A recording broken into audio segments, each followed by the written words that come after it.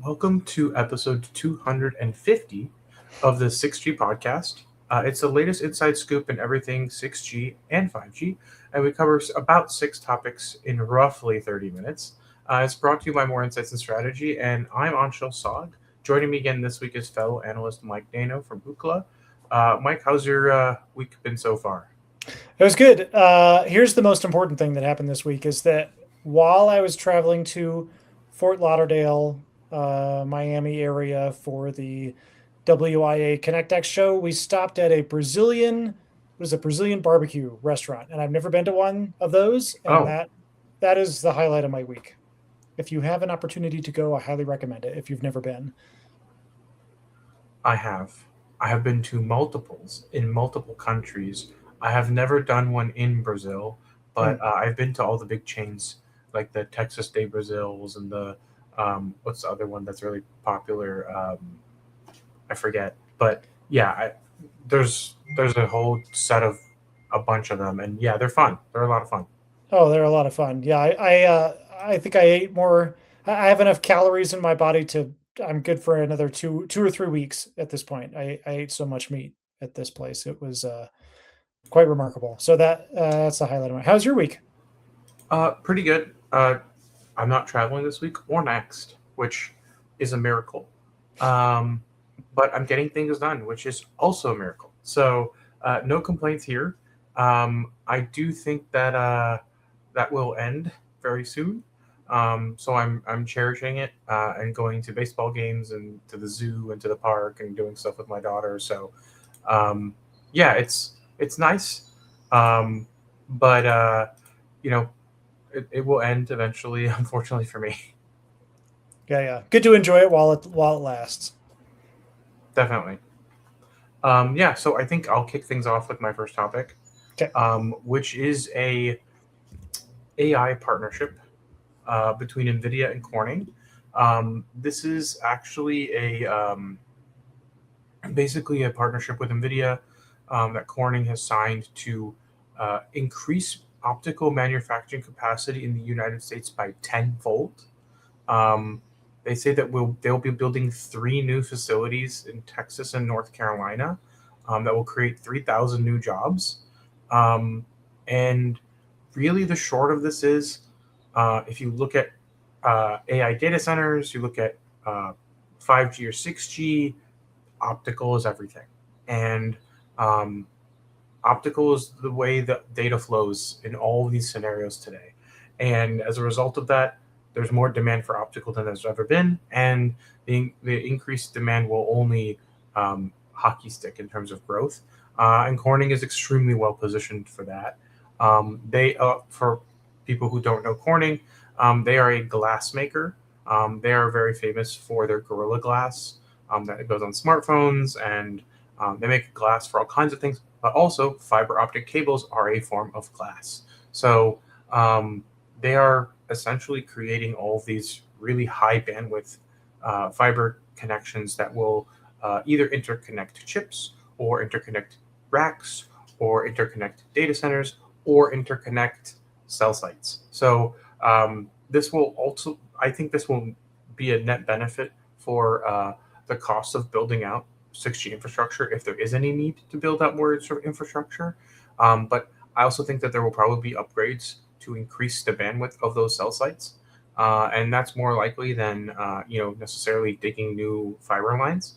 But yeah, it's really interesting, and it's still very much AI focused in terms of the data center, but there will still be knock-on effects for the rest of the industry that still uses optics, especially when you consider that a lot more chips are now starting to use co-packaged optics, which means the optics are coming right on the chips package, and it's not sitting somewhere else on the board or somewhere in the networking card. It's like straight right there. So I think it's going to be really interesting, and it makes a lot of sense because Nvidia has a lot of really powerful networking tools, and their networking business is literally one of the biggest in the world now in terms of hardware. So that's also a very interesting fact. I think it's great to see Nvidia invest. Nvidia, the world's most valuable company, right? Just generating practically printing money, and here they are investing in another one of their sort of ecosystem supporters and suppliers. And so it's good to see Nvidia doing these kinds of investments to keep the industry healthy, to keep their suppliers healthy. And I actually do think that's interesting to hear about this particular one in Corning because, and I'll pivot to my next or to my first topic, which is to talk about the ConnectX show, because at the ConnectX show there in Fort Lauderdale, one of the anecdotes I heard was from one of the executives at Grain Management, and he said that some fiber internet providers have been unable to purchase cabling, fiber cabling, like the kind that Corning makes, because all of that fiber cabling is being purchased by the hyperscalers for their data centers. And so he's concerned that it actually might affect the pace of fiber network buildouts, like the US government's BEAD program, because the hyperscalers are in such they're building data centers at such a fast pace that they're actually buying out the fiber from underneath these fiber ISPs. So the fiber ISPs do not have the fiber that they need to build out networks. So yeah, it definitely dovetails along in with that. And so I'll just maybe I should pivot to WIA. Sure. Do a little recap. Yeah. So this week I was in Fort Lauderdale, Greater Miami area for the ConnectX show. It's one of my favorite shows of the year. It's basically a big trade show for the cell tower operators, companies like Crown Castle, SBA, American Tower, companies that own cell towers. And so it's actually, I think, a great show because you really get a sense of what's actually happening in the industry. You go to Mobile World Congress in Barcelona every year, and you get these like PowerPoints about AI native and Open RAN and a lot of these sort of fuzzy concepts. But at the WIA show, they talk about what it's going to take to actually build these networks, what kind of radios they actually need to put up there, who's going to actually do the tower climbing work to do this kind of stuff. And so, it's kind of where the rubber meets the road. And, no surprise, they talked a lot about AI. That was obviously a very, very big topic. For them, there's a big question as to whether or not an increase in traffic from AI is going to generate additional demand for 5G equipment, additional cell sites and additional 5G equipment. Right now, it's a little bit TBD. They're certainly hopeful that there'll be more demand. There will be more AI traffic crossing the network, and that will generate more demand for cell towers and equipment. But we haven't seen any concrete evidence of that yet. But I think the part that I was most interested in was satellites. I got to talk about got to attend several sessions on satellites, and there's a question as to whether or not satellite services are actually a threat to the cell tower industry. These new technologies like direct-to-device connects phones directly to satellites.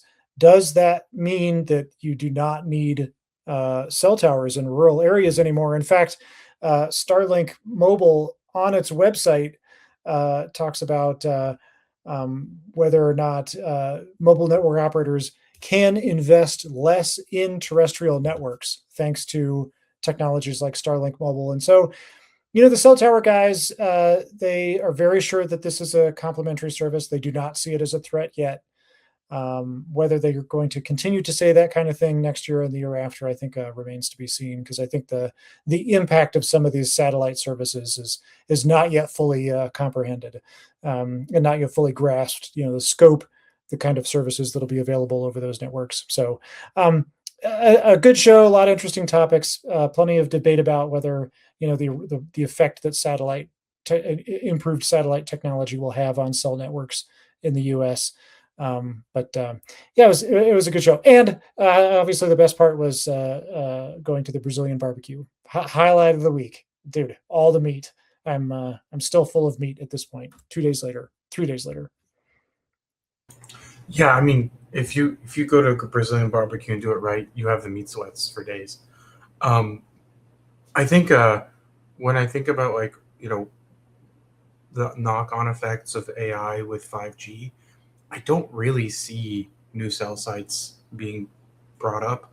And from the conversations I had at MWC, I was actually surprised by Nokia's conversations about how you don't need to rip and replace. There's ways to upgrade. There's way to like make incremental improvements. So very clearly they understand that the operators are not in the appetite or in the mood to spend a lot of money to go to 6G. And I think most likely we will see some real hardware upgrades, but I think it will probably be in that 10-year cycle as there always has been. And the laggards will continue to lag because they don't really have the capital to allow them to overspend on capex. So I think we're in a place where I wouldn't really expect things to change that drastically just because of AI. But I do think that the the way networks will operate will change, and there will be an incremental improvement that will then eventually lead to a full 6G core with 6G RAN. Um, but I think in general, it seems like the industry is kind of moving forward. I was really surprised by that statement around fiber.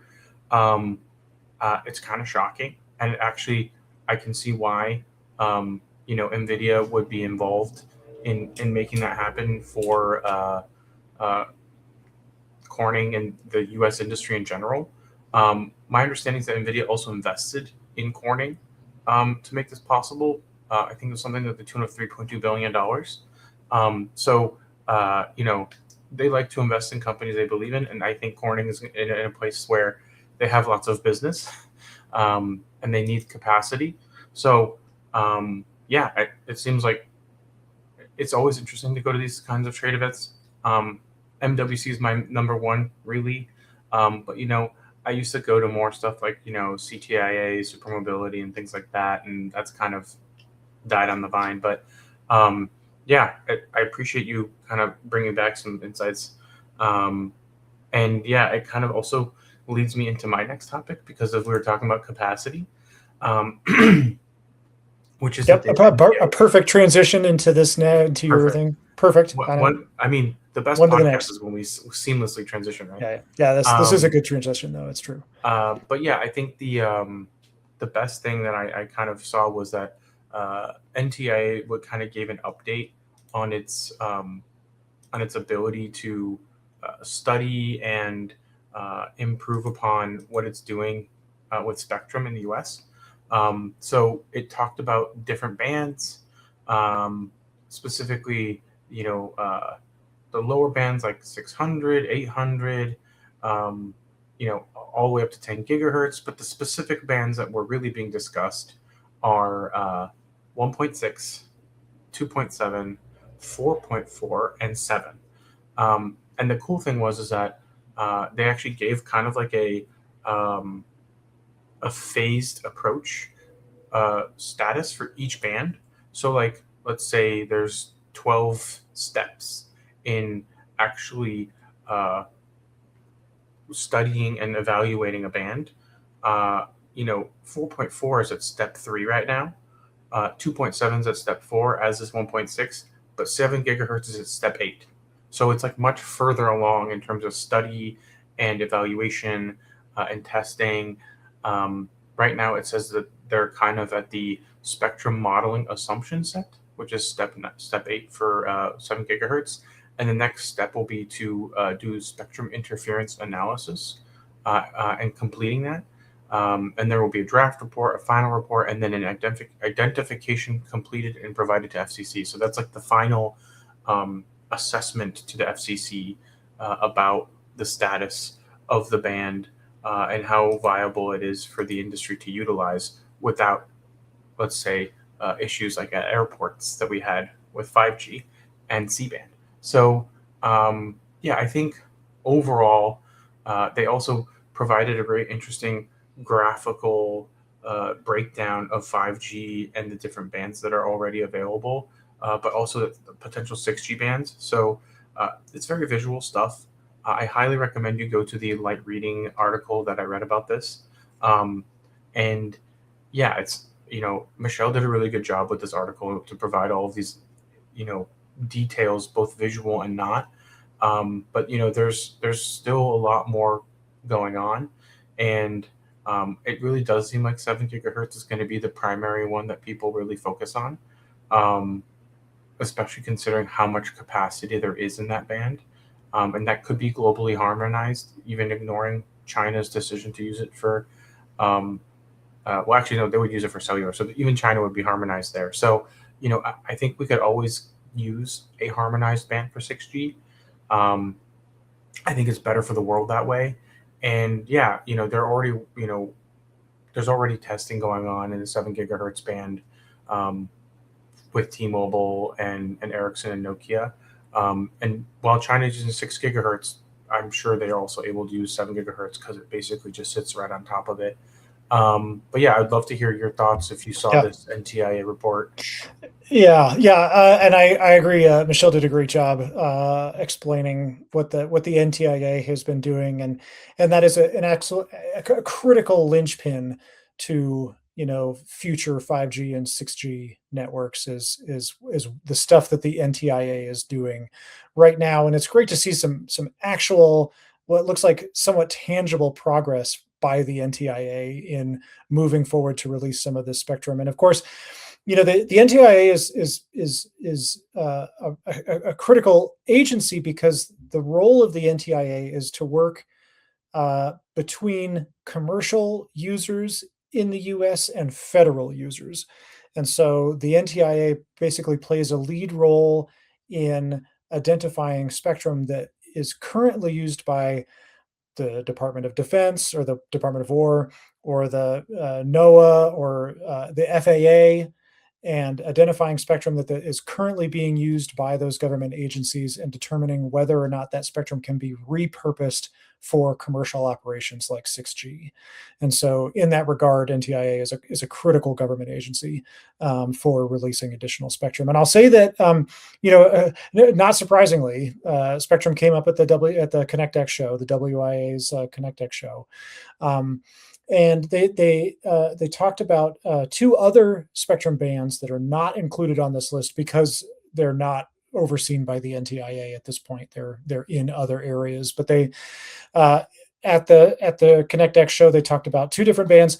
They talked about the CBRS band, which is 3.5 gigahertz, and there is ongoing debate as to whether or not to redo the rules in that band in order to raise power limits and to sort of essentially make it available for commercial 5G operations. Right now, it's primarily used by fixed wireless, private wireless, airports, and that kind of thing. But it's not widely deployed in 5G networks at this point. Cable operators use it. And so there's a real big push going on right now to essentially repurpose that band for high power 5G networks, so that companies like Verizon or AT&T could use it for 5G. That's still under debate. Certainly, the cell tower companies that make up the WIA's membership would like to see it repurposed for 5G and higher power in that band. But I think that's an ongoing debate. And they also, even more importantly than that, so we don't know where that one's going to go. It may stay as it is. It may be repurposed. We just don't know at this point. But what we do know is that there is some movement going on in upper C-band.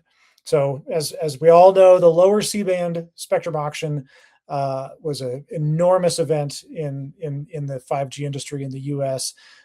It generated almost $100 billion in bids for that spectrum, and the C-band spectrum forms the basis for much of 5G in the US. AT&T, Verizon certainly has made it a linchpin of their 5G network. T-Mobile uses C-band a little bit as well. So C-band is really a major. The lower C-band is a foundational layer of spectrum for 5G today. And there is an ongoing debate as to whether or not to release the upper C-band for 5G and 6G. Now, the problem there is that just like the lower C-band, they'll have to clear it. It's currently being used for broadcast TV and for satellite operations. And so they would have to clear the upper C-band. And they have a potential to release, 100 megahertz of spectrum, 150 megahertz of spectrum, which would be a pretty significant amount of spectrum to release for 5G and 6G. The problem is clearing that band is going to take a while. So even officials at the WIA this week, they do not expect it to be cleared and ready for commercial operations until probably 2028, 2030. So in this ongoing spectrum debate, there is no spectrum that is going to be released in the near term in the next few years. They're really looking, 3 to 5 years out for additional spectrum for 5G or 6G at this point. I was going to say that sounds like a 6G timeline, if you ask me. It's a 6G timeline. It's a 6G timeline. So it might be used to reinforce 5G. It might be used for early 6G. It's hard to say exactly how that would be used, but if and when upper C band does become available, it's probably going to be in the 2028, 2030 timeframe. And is that part of your 5G, 6G spectrum update? That is part of my 5G, 6G spectrum update. That's right. Yes. Cool. So then I will move on, and I will talk about the Samsung Qualcomm announcement, and that was a update on FWA, of course. That was specifically focused on Class 1 validation and enabling 5G fixed wireless to increase uplink throughput. So they're saying that this testing happened in Samsung's R&D lab using a Qualcomm Snapdragon X85 chipset, which is not their latest, but I think it's still the latest that's in market today. The X100 series is now the latest. But this was done at 3.7 gigahertz using massive MIMO, and they said they were able to achieve 10 times higher uplink throughput at the cell edge compared to PC 1.5, which is a 1.5 power class. And yeah, basically they're able to also increase coverage by 40%. So for people who are unfamiliar, uplink determines your actual coverage because in order to have coverage, you have to both send and receive signal from the cell tower. And if you can't send it back, then you don't have coverage. And improving uplink by 40%, or improving uplink as much as they do, improves coverage by 40%, which means that you can use different bands for transmit and receive, and potentially improve your throughput as well as your coverage. And everybody wants to see that, especially when it talks about FWA. And if you think about it, there's a lot of talk about how uplink is now more important for stuff like AI, where you're sending packets back to the cloud. So just thinking about how this can impact the user experience, this higher transmission power at this power class 1 is a 3GPP standard. So it's not really going to be an issue to actually take advantage of it. It's really just whether or not the spectrum allows for it to work without creating too much interference. But I mean, the way I look at it is this is going to be a real win for FWA because FWA is going to need more capacity, and being able to improve, uplink throughput with the same amount of spectrum is going to be huge. Obviously, you still have to probably commit to a lot more spectrum for uplink than we have today. There was no discussion about exactly how much spectrum was used or what kind of peak throughput was achieved, but I can imagine it was a fairly small amount of spectrum, and it was probably such a low bit rate that it had that 10x factor. So you went from uploading from 5 megabits to 50, which is still pretty big, especially when you consider like us talking right now. Back when we were doing the podcast with Will, he was on an FWA connection, and whenever we were over with the podcast, we had to sit there for like 20 minutes waiting for his uplink. So there's still some weaknesses with FWA, and the cool thing is that they said that they are already doing field tests on a U.S. Tier 1 operators network, and they'll have the feature expected to be commercial in 2027. So this is not just a lab test. This is something that can actually become commercially viable. The interesting thing is that they were doing this also using Qualcomm's Dragon Wing FWA platform, which has the X85 modem in it. And what's interesting is I feel like this is a Samsung Networks announcement.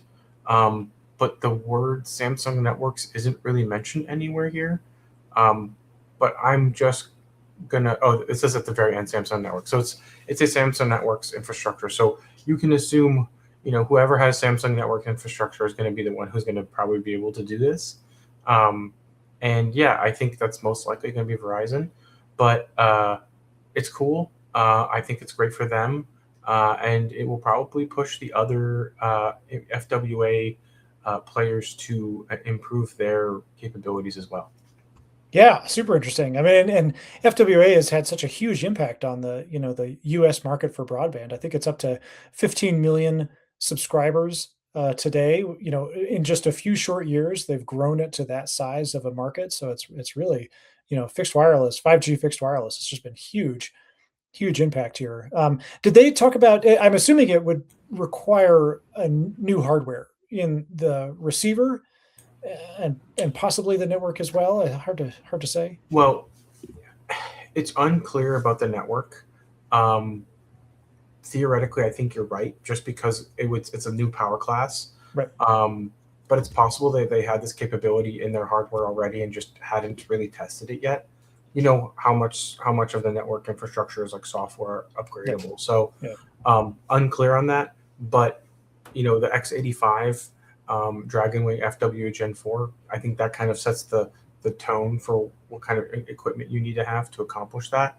But I think that stuff is already shipping in market. So it's possible that there's already devices in market and infrastructure in place, but there was no clear indication that that's actually the case. Now, that said, we're already almost halfway through 26. So if they're committing to 27 commercial availability, I imagine we're not really that far off from hardware already having the capability.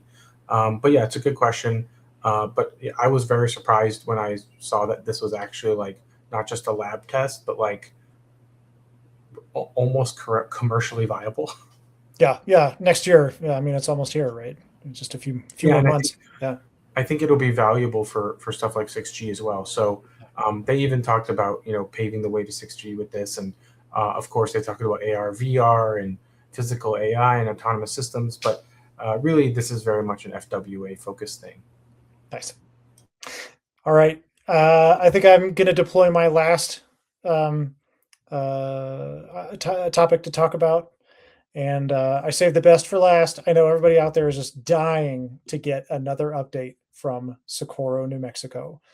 So I'll go into that now. So, and it's a celebration of the 250th podcast, right? We get to talk about Socorro data centers in Socorro, New Mexico. It's a reason to celebrate. So, um, for those who've been paying attention, we talked about Socorro, New Mexico a couple times.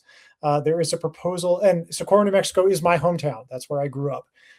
It's about 8,000 people. Not a lot going on there. Pretty sleepy community, but boy, they have been up in arms over a proposal to build a major data center just outside of Socorro, New Mexico. And so I've been kind of following this, just like the Garrison Keeler news from Lake Wobegon. We're following the data center update in Socorro, New Mexico. Socorro, New Mexico, where all the women are strong, all the men are good looking, and all the children are above average. That's what Garrison Keeler always said about Lake Wobegon. So here's our update for Socorro. And the update is that um, there was a big meeting on the topic of the proposed 2 gigawatt data center. And so, I think it was a city council meeting. And so there was a number of people in the community that spoke out against the data center. They're concerned about the effect that the data center will have on the environment there in Socorro. Uh, and actually, the longtime Mayor Ravi Basker, who I think has been mayor in Socorro for 40 years now. Mayor Ravi Basker has been there absolutely forever, and so he ran that meeting. And so there's a lot of concern about that data center, what the effect will have. Turns out that the data center, according to this latest article about the meeting the Socorro, yeah, it was a Socorro City Council meeting on Tuesday. And according to this new latest article, that data center will be powered with small modular reactors. so nuclear energy. We had during our previous conversation, we had assumed it was solar power, but now based on the newest reporting out of the city council meeting this week, it sounds like it may be a nuclear powered data center. So a little twist in the ongoing story of the data center in Socorro, New Mexico. So next up for Socorro is that there's an online petition. 4,000 people have signed the petition as a way to block the data center that they have proposed there. New Mexico Tech is the university that is based in Socorro, New Mexico. They're still evaluating the proposal. They do not have an opinion on it as of yet. The head of New Mexico Tech spoke during the city council meeting. He said they haven't made a decision. Next up is a town hall that'll be held on May 19th. So we'll get an update from Socorro, New Mexico's town hall debate on later this month, and we'll hear from the rest of the community as to how residents in Socorro, New Mexico feel about this big data center construction. So that is the latest news from Lake Wobegon. I was gonna say, one, are you gonna go? I could be a roving reporter for our podcast, and I'll bring you all the latest news. I don't know. I haven't thought about it. It would give you a good excuse to visit your family. It would give me a good excuse to visit the family and bring back the latest news from the town hall. Yeah, well, I think the nuclear thing is actually even more interesting. Now, that said, do they have permits in place to even do that? I'm not sure. That sounds like a multi-year process. Very much so. But like I feel like if it's nukes, it's probably really just about water then, right? It's like water, the land. I don't know if there's really any demand for land there. And it will probably bring jobs. And not to mention, there will probably be companies that want to be next to a data center that they can utilize. But, it's up to the town people. I will say that, like, I have noticed a lot of negative sentiment towards data centers, and I feel like a lot of people don't realize how many data centers already exist where they live. I think I brought this up before. There's an entire skyscraper in downtown LA that's just a one data center, but people have no idea because it looks like a regular building. So I have seen my fair share of data centers. Some of them look like warehouses, some of them don't. But I think in general, we're going to need more compute, and we need to build it somewhere. So, I also think that this maybe fits a little bit better for New Mexico's history with nuclear. And, I think nuclear, especially these smaller nuclear reactors, are a lot safer, and they provide a lot of generation for quite some time. But we still do have a nuclear waste problem. And I think New Mexico is very familiar with that as well. So yeah, I think it's going to be interesting to hear what the discussion is and what the debates around it are. But in general, I think there's a lot of positive. Now, that said, I still think they have to really explain why they need this data center and who it's for. I think that's really the main thing people will want to hear. And of course, what kind of jobs it brings, because small towns need jobs. And I didn't necessarily grow up in the biggest of towns. I did start in Milwaukee, but I grew up in the suburbs that were fairly small, and I'm fairly familiar with smaller town politics. But I think data centers are not inherently bad, but they also aren't inherently good. No project is inherently good unless it's a public good, and even then, that still ends up costing taxpayers, and there's other debates around that. But I think it's an interesting topic, and I appreciate you bringing us updates, and I'm looking forward to hearing more about what they think about this data center. Yeah, it's been interesting to follow, right? And I agree. I can see, I use AI. I think it's a great tool. I would like to continue using it. It'll definitely need more compute in order to scale and be available more widely and more more powerful applications. But yeah, the compute will have to come from somewhere. That compute will have to be powered by something. And so, yeah, and it will have to fit in with, whatever the local, politics allow. And this is going to this is the exact same thing that the cell tower industry has had to deal with for decades now. Opposition to the construction of cell towers in cities and towns And across the weird country and the world. misinformation and like weird pseudoscience, right? Right, So right. Yeah. I think that's also an issue.